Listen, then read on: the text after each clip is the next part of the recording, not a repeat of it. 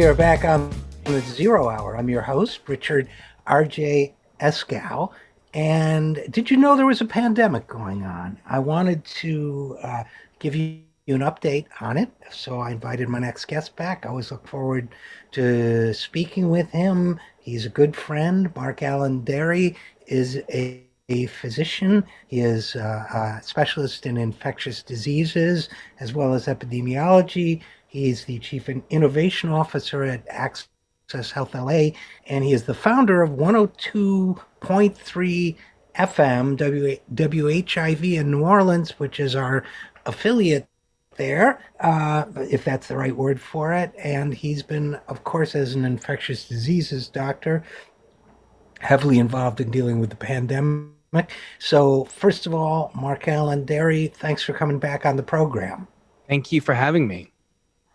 Oh, it's always great talking with you. And secondly, I know that you put together a couple short animations with a partner on the disease, and I'm wondering if you want to let us know what those animations are about and where people can find them. Absolutely. Thank you so much. As you know, and as I have appeared on the Zero Hour several times during the pandemic, I started a podcast, a 10-minute daily podcast, kind of looking at COVID from the lens of social, economic, and racial justice, along with my colleague, Doc Griggs. And that got picked up by Pacifica. It actually is being looked at for an award with the People's Podcast. So we're super excited about that. And so that's been really, really successful. And as a result of that daily podcast, some funding was made available, public funding, because as you know, I'm an HIV doctor. And so some of the HIV funding got converted to COVID funding, especially for infectious disease doctors like me, who kind of like shifted our focus, obviously, to COVID. And I really wanted to explain what the mRNA vaccines were doing, because people were having a hard time understanding what mRNA vaccines were doing. How does it work? You know, and we were also trying to get ahead of the curve with respect to trying to fight disinformation. And so in October, we started to apply for this funding that became available. We got access to it in December, and we started a small production company. It's called noisefiltershow.com. The name of our podcast is COVID Noise Filter. The name of these animations are just Noise Filter, and you can go to noisefiltershow.com to find them. But we explain in about a minute and a half the first video of how mRNA vaccines work, and in the second video we explain how variants work and how boosters may be needed. I wrote both of those scripts in February, Richard. So just to FYI, I had no idea that we'd be sitting here talking about Delta and sitting here talking about the potential need for booster vaccines. Because again, I wrote both of those scripts in February. And so again, noisefiltershow.com, and you go under the tab that says watch, and there you'll see two really very well done videos, professionally done, kind of explaining how the vaccines work, how variants emerge, and then if there's a need for a booster vaccine, we explain that as well. That's great. I encourage people to do that. And I think that even people who have been vaccinated don't know how the vaccines work by and large. And obviously, there's a lot of skepticism out there. It's a massive task to try to counteract the misinformation and the skepticism. But I think explaining how they work is one very helpful way. I also think, a lot of people, before we get into what's going on with the virus itself, I think a lot of people are who are vaccine resistant are thrown by or clinging to the fact that they haven't been approved yet by the FDA. I hear that a lot when I try, because I do try to talk to people who haven't taken the vaccine. And one of the things I hear was, well, it's not approved. When it's approved, I'll give it a try. And maybe they won't. Maybe they're using it as an excuse. But, what can I say to people when they tell me that? It's something that I hear a lot. And so this is why we need the Novavax to be to come out already. And for some reason, the Novavax vaccine, which has really great efficacy, is based on old technology. That's what the hepatitis B vaccine, some influenza vaccines are based on the same technology using these nanoparticles with the Novavax, but they haven't applied for FDA. And I think that at some point people are going to be like, oh, such a new vaccine, I don't want to get into that. I think the Novavax is going to help. But I've heard that as well, that once the FDA approves it, I'll take it. And here's my take on that. This vaccine has been delivered to hundreds of millions of people around the world without any notable issues whatsoever. And so that's usually my first response. This is an incredibly safe vaccine, and that hundreds of millions of people have taken it, and there's been zero issues. Obviously, there has been some anaphylaxis associated with people who've had anaphylaxis with it, but this is an incredibly safe and an incredibly effective vaccine. That's one point. The other point is, come on, FDA, let's get this thing approved already. Please, what are you waiting for? There's no other vaccine that has been created and delivered and has shown such incredible efficacy and safety, like in front of us. So it's time that they actually do it. And so I'm a little frustrated but I don't know what the politicking and what the bureaucracy is in those sorts of iterations. And so, but it would be nice. I thought that the VA and government entities would mandate vaccines after the FDA approved it. The fact that we're seeing this week, there's a lot of talk about mandating vaccines, and the fact the VA kind of jumped out in front of it, to me, possibly indicates that there's probably still some more time before the FDA actually approves it. And so they're just going ahead with these vaccine mandates, which I think finally it's about time, because the only way for staff, that is for a mandate for staff. So what you're going to start seeing now is a wave as a result of the hospital in Houston and as a result of the Indiana University. Both of those were taken to court and tried, and they were ruled in favor of the employers, right? The hospital, the right to mandate. Yeah, the right to mandate. Now, this is something that I think we talked about a while back. Because this had been known, and I forget what the federal agency is. I think it's the EEOC, and they had determined in December of 2020 that mandating vaccines would be legal. So this is something that they cleared the obstacles for. And so the hospital in Houston, they were sued. The judgment ruled in favor of the hospital. They can mandate, so they let go of their employees that refused to get vaccinated.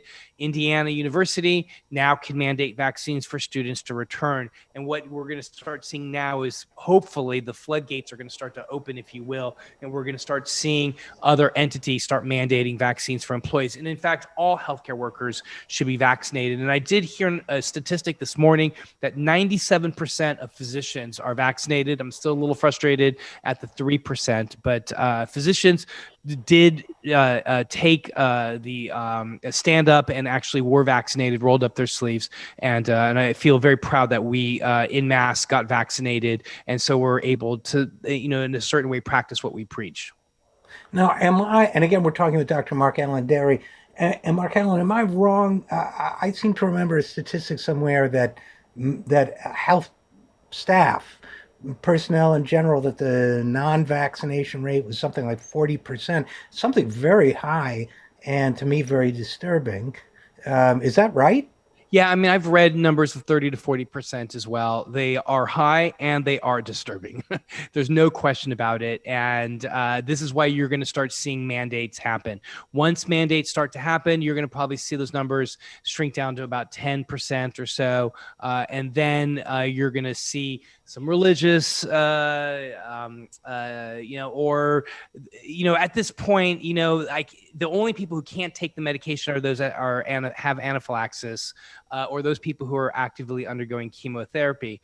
And so, and these are tragic stories all over the place. I know of an individual undergoing chemo, unable to get vaccinated, spouse didn't want to get vaccinated. Spouse came down with COVID. Individual now has COVID. who's already immunocompromised. And so these are the sorts of stories that you're hearing.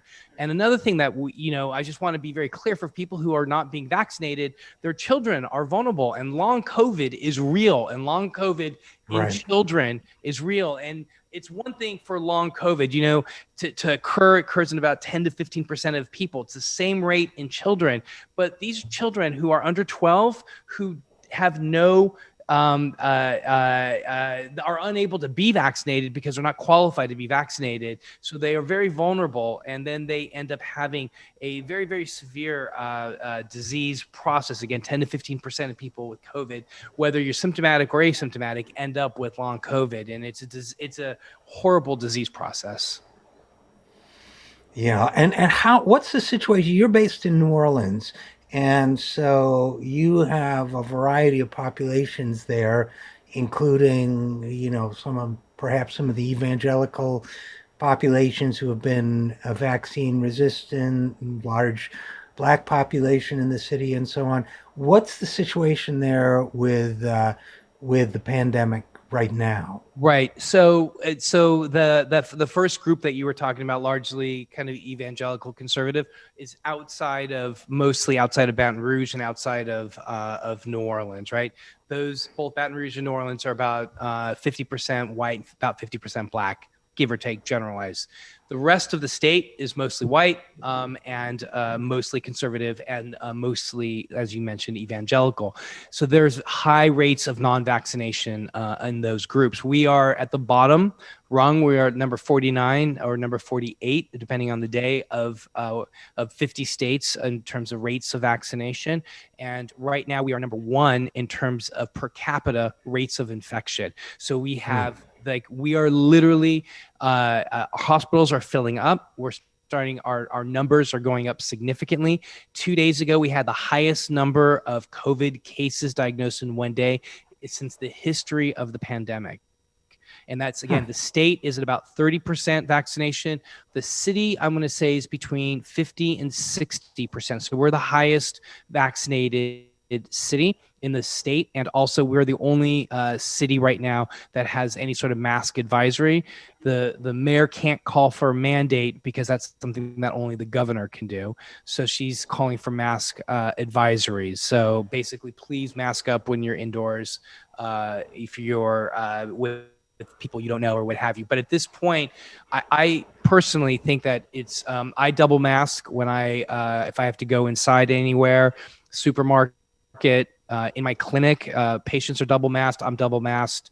I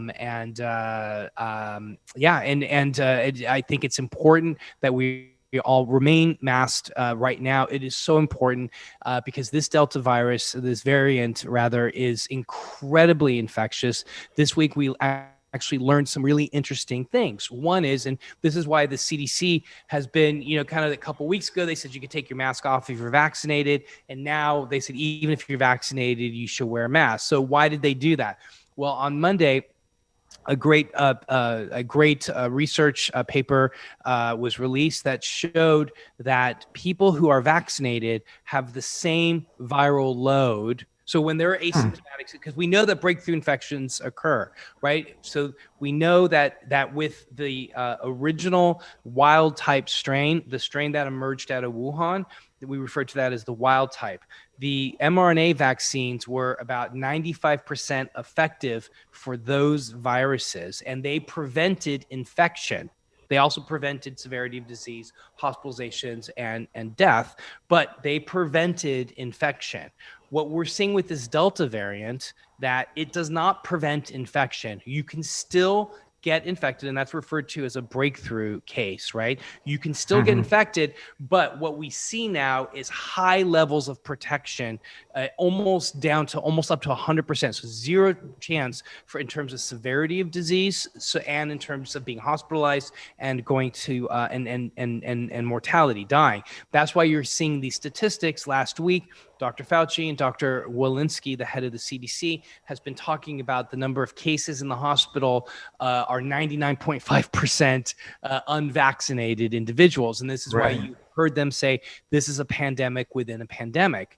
So getting back to the viral load, in for the strain that emerged out of Wuhan, the wild type virus, if you were a vaccinated individual, you had very little viral load. You were not transmitting virus to anybody else. Right. Okay, that was for the wild type strain. For this Delta variant, even if you're asymptomatic or if you're mildly symptomatic, because right now those people who are vaccinated that get the Delta variant have symptoms more like a common cold, headache, sniffles, sore throat, malaise, that sort of stuff, right? And so if you're that person who has a breakthrough case, you have the same level of viral load in your nasopharyngeal orifices, so in your nose and your mouth, as somebody who's not vaccinated. And so that's why it's important for all of us to be masked, even if you've been vaccinated, because you may be that asymptomatic person walking around with a full viral load, potentially transmitted to other people. Okay. So that's, I think I'm glad we're having this conversation, MarkAlain, because I think a lot of people are confused about it, even if they're regular news consumers or whatever. I've certainly noticed here in the Washington, D.C. area that 2 weeks ago, most people in and out of the supermarkets or whatever would be unmasked are now masked again. But I think a lot of people don't understand why they're being asked to wear the mask if they're vaccinated. So, and then of course, so there are two forms I think of misunderstanding that happen. One is the people think they're being vaccinated people think they're being asked to mask up again because they're at risk, which really I believe isn't the case. It's very rare for someone vaccinated to have a serious case of the illness, but that they're doing that to protect others. But then I think the second form of misunderstanding is that unvaccinated people interpret that somehow as evidence that the vaccine doesn't work. See, even people with the vaccine have to mask up or they're not safe. So I think it's very important to explain exactly what's going on behind this new mask mandate. Yeah, absolutely. And the CDC, and I think we've talked about this here on the Zero Hour before, in the past was really the end all to be all. It was the world's kind of, everybody looked to the CDC for advice and guidance. And I think a couple things. One is that we're in the middle of a pandemic that none of us have ever had experience going through. And I think that a lot of the world, this focus here in the US, is seeing science unfold and a disease process unfold for the first time. And it's messy, right? It's messy. Yeah. It's kind of like politics. It's like nobody wants to see how the sausage is made, right? It's messy. A lot of medicine has been already packaged for you and presented, but this is the first time we see it unfold and then continuing to unfold. Just when we thought everything, July 4th, right? 70%, we're going to be, say hello to pandemic free. I forget what the quote was from the White House, but the idea now is that no, because variants are real. And the reason why variants are real, and this is something that I think that you're going to appreciate and would love to also talk more about if you want, is that we did not vaccinate the globe at once. And so we have huge pockets of countries, especially middle and low income countries, at 2% rates of vaccination. And because we didn't vaccinate the globe at once, because we allowed for we did not allow for this TRIPS waiver, right? We protected the intellectual property. And let's just be also very clear that this intellectual property originated with the government, right? With the NIH, right? And then that was then sold to Moderna. And then, of course, Pfizer was working with BioNTech in Germany. But to a large degree, this was, the Moderna version of the vaccine, at least, was really was based on public funds. And then what happened was during the summer, it was people like myself were screaming to COVAX, which is the a COVID vaccine program the WHO was putting together to help lower and middle income countries to make sure that they had vaccines.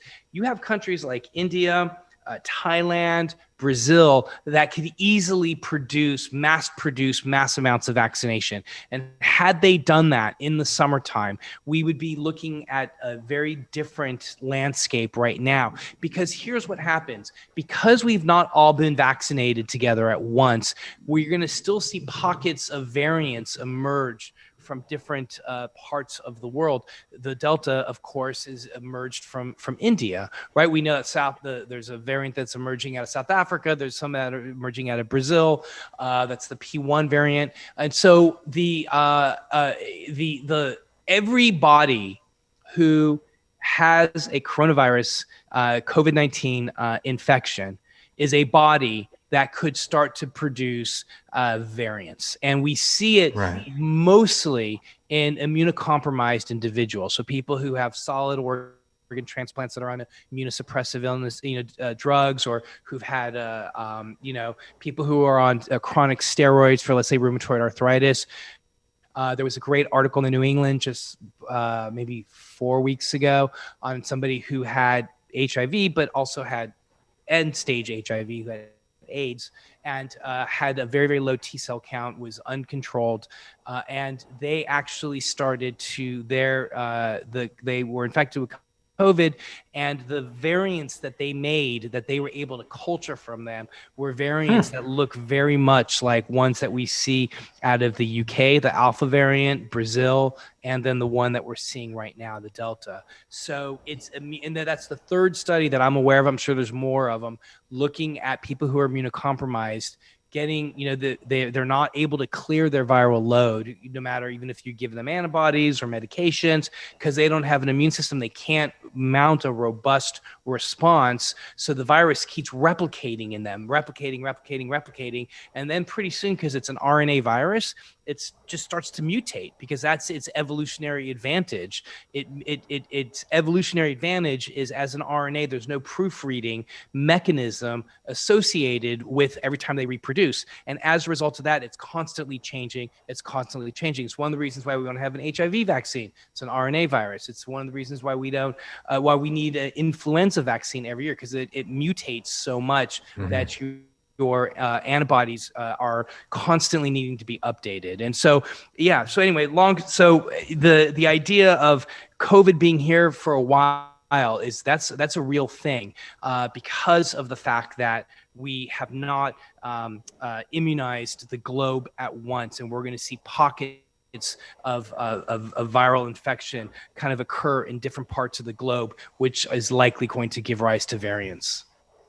Well, so in addition to the humanitarian question, which is, it's just horrible from a humanitarian point of view that we're hoarding this patent on behalf of the pharmaceutical corporations, even if we've developed it. And I would say they've all been developed using publicly funded knowledge, research, and so on. That not only is that inhumane, grossly inhumane, but on top of that, in a sense, what you're saying, to put it in a sort of lurid way, is that every unvaccinated person is in effect kind of a bioweapons lab for the next, possibly generating the next variant, and possibly generating the variant that will prove resistant to vaccination altogether, right? Yeah, I mean, that is what epidemiologists and infectious disease doctors think about. They may not say it publicly, but that's what we think about. Yes. And so we have a government, and just to get briefly political for a second, we have a government that made a big show of dedicating 100 million doses of the vaccine, contributing them to developing countries. 100 million doses, that's 50 million people on a planet of 7.9 billion. It's a drop in the ocean in terms of everything that you're talking about. And I guess my question for you, MarkAlain, Dery, then would be, how scared, for lack of a better word, should we be about the future? Are we going to have to live with this thing forever now? Are we going to mask forever? Could something come along and really do, much more major damage along the lines of the 1918 influenza? What should we be Should we be afraid? If so, what should we be afraid of? Right. I mean, I do believe that we are going to probably be living with COVID for a long time, possibly the rest of our lives. If you think about it, this virus gets into multiple species, humans. We've seen that humans have been able to transfer the virus to other cats, dogs, minks, and other animals that we're seeing. I think I just read recently a big cat at a zoo, either a tiger or a lion, also.